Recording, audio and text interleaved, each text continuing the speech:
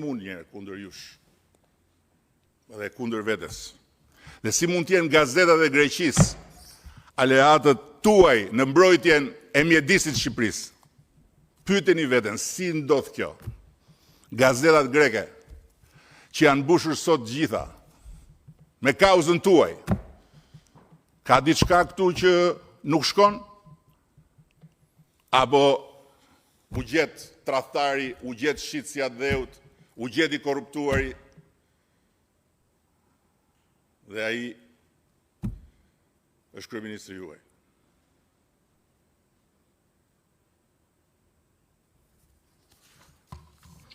Thënë këto dhe ndjes nëse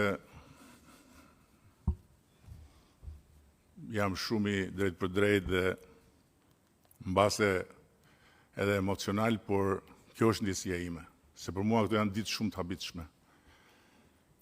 Janë ditë të habitshme që për herë të parë më kam bërë të mendoj edhe që t'ju përulem thellë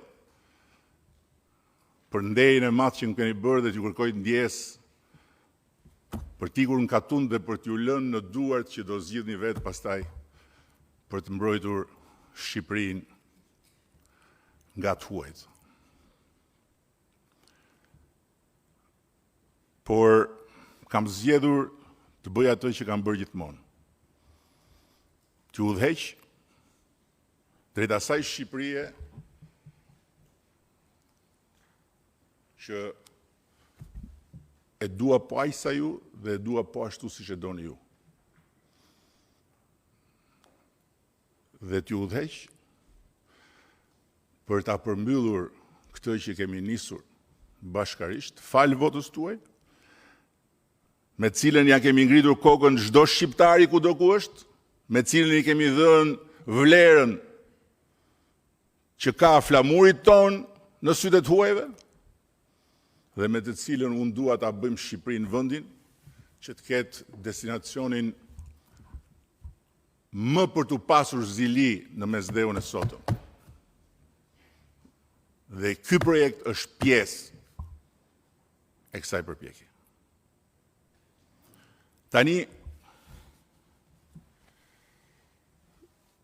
zgjodha që t'ju tregoj anën tjetër të medaljes, edhe me rrezikun që të mos besoni,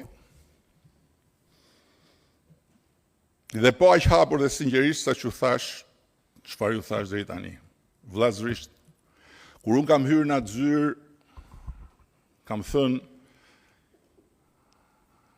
që zyra është e imja, pushteti është juaj.